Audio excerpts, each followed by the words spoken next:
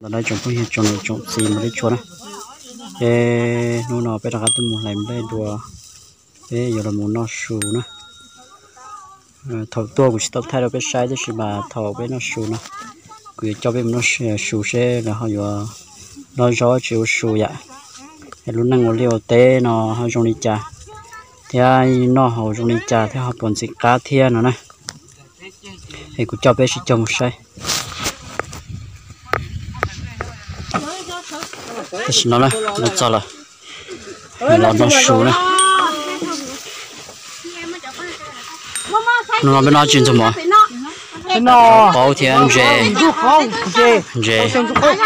học sinh cho cô gì sao luôn đi cho con nó thêm gì cá sơ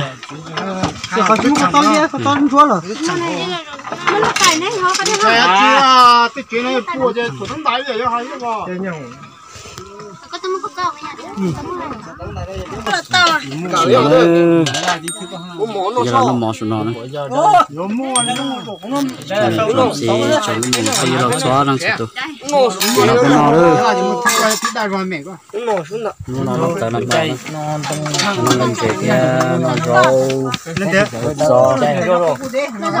rau kia con ấy chứ, mới nó chảy rồi chứ thôi cái chứ, nhìn đâu con mò số san mò đấy, một cái giờ con mò nữa một cái đấy giờ,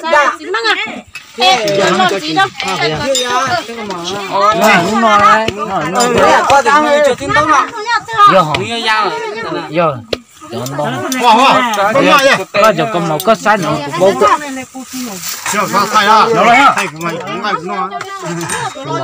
nó xuống nó đây, nó xiên đầu đấy, trồng phong gì trồng này trồng tí. Nó này tôi nó béo leo té mà chỉ nó này mà nó này ôi kia ya tôi nó béo té này có béo rồi sao nhớ cá nữa cái tôi rồi sẽ sao cái chuyện sao có mấy cái gì hết nó thế liền mà chả nào nó sẽ cái rồi này cơ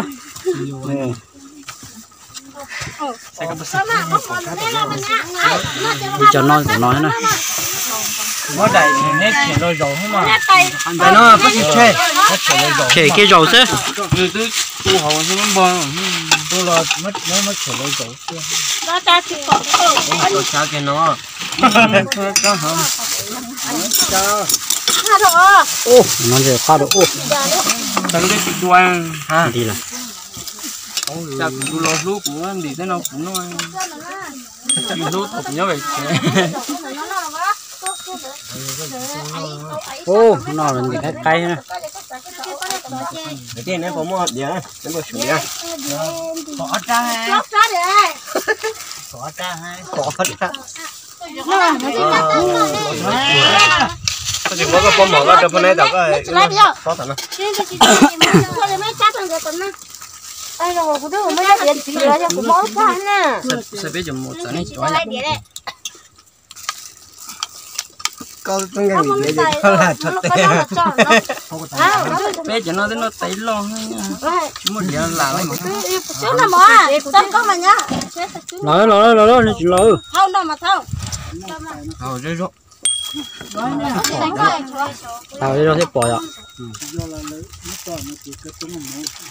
nó chúng ấy lú in này rồi muốn tay nó không nó chỉ có phải lấy cơ mà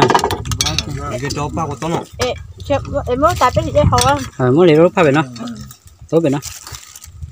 đi đâu lúc sai chúng nó dù là mới dùng nó mà tên nó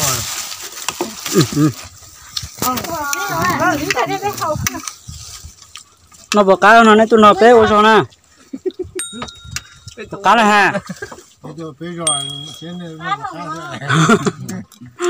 cái tôi này rồi nó ngồi nó chỉ cá đấy à nó cái hơn cá tao nó